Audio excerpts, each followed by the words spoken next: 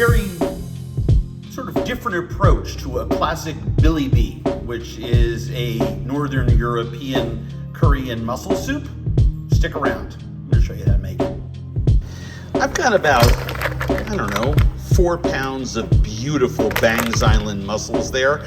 I've washed them, I've scrubbed them, I've removed the beards, and I'm bringing just, about a half a cup of water to a simmer, add my mussels, cook them, reserve that liquid, and pull the meats.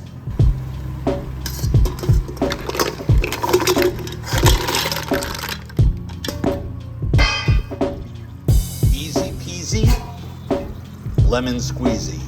I've been cooking these for, 3 or 4 minutes. I've shaken the pot once or twice. Look at how much liquid is there, and look at how perfectly the mussels are cooked. All right, let's turn that off. And I'm gonna dump them into a bowl and let them cool. So the mussels have cooled, and you can see some of the mussels have just fallen right out of the shells themselves. The other ones we're just going to pluck the mussels out.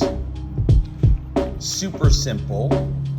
Discard the shell and hold on to the broth that's underneath, and we'll use that to make our soupy, saucy little mussel dish. So I've got about 3 cups of mussels, and I've got about a quart of mussel stock, really clean mussel stock, which I'm gonna strain through a little cheesecloth to make sure I get every little bit of grit and shell out of there.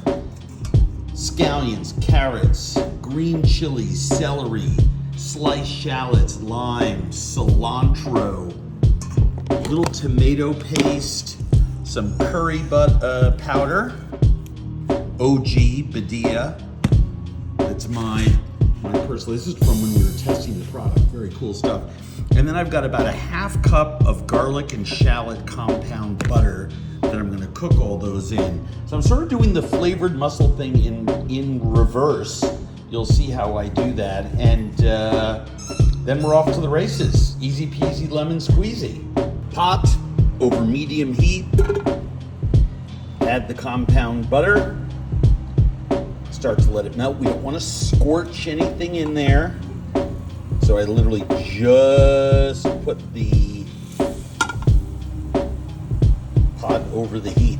There's lemon juice, garlic, shallots, lots of herbs, and about a stick and a half of butter in there. For all of you that were watching the other week, I actually used some of this on a lobster dish, threw the rest in the freezer. So I actually do save my stuff, just like I tell you I do, because you never know when you're gonna need it. This is the perfect use for it.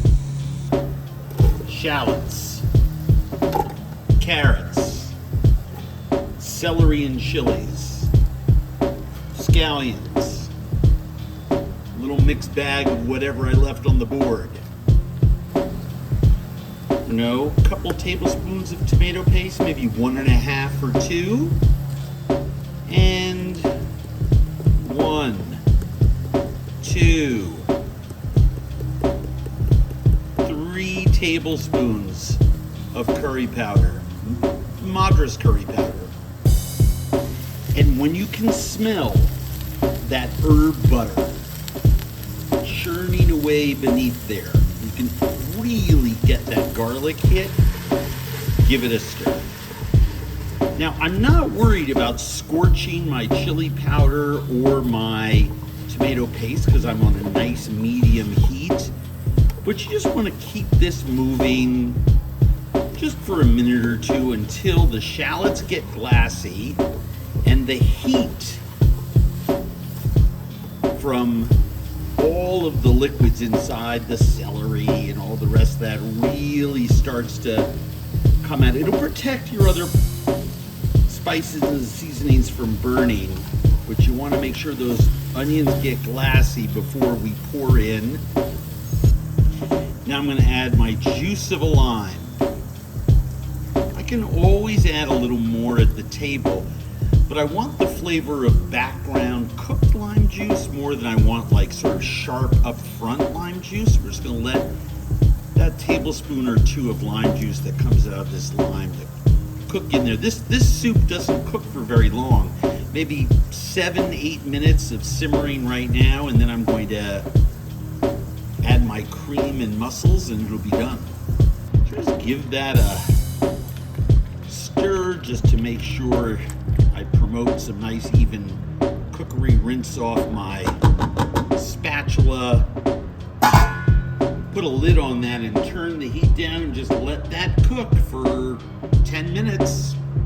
So after the soup has been simmering for 7, 8, 9 minutes and the vegetables are tender, we just add our cream. About a half to 3/4 of a cup. And we just give it a nice stir. And that'll thicken as it simmers, ever so slightly. And when we see that happen, it takes about 3 or 4 minutes. We add some of our fresh herbs and mussels, and we're ready to serve it. You want to serve it over pasta? Go right ahead. You want to serve it over rice? Go right ahead. You want to serve it as a soup with some crusty bread? Go right ahead. So this has been simmering pretty lightly for about 10 minutes. It's starting to thicken up, and so we're going to add our mussels and, I don't know, a small handful of cilantro leaves, because the flavor is just so incomparable. And we're just going to let that cook together for, I don't know, 45 seconds or something like that. It doesn't take long for the mussels to get hot again. You know, we don't want to cook all the flavor out of our herbs, but I think just let it marry together for just a short amount of time, and then we'll season and serve. So you can serve this 2 ways. As a meal in a bowl, a great different kind of chowder, as it were, right? Infused with all of those aromatic spices. And after all, why should all chowders just be of the quote-unquote New England clam chowder variety? Or you could do the same thing and put it over some noodles and enjoy it as a different kind of course, perhaps a little heartier, right? Either way, absolutely fantastic. I'm going to get a soup spoon and sample that. How beautiful does that look? I mean, that is just fantastic. And hasn't been cooked to death either in terms of the vegetables.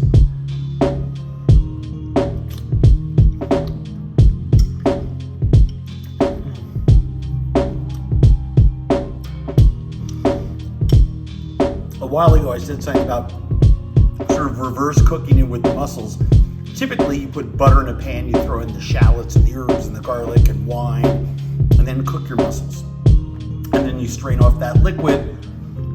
But I've been using compound butter with all of that stuff in there and doing a secondary cook on the mussels, and I'm just absolutely loving it. And those all of that coriander and turmeric and those hot chilies, everything that's in that incredible curry powder, it marries so well with the just intense sweet brininess of the mussels.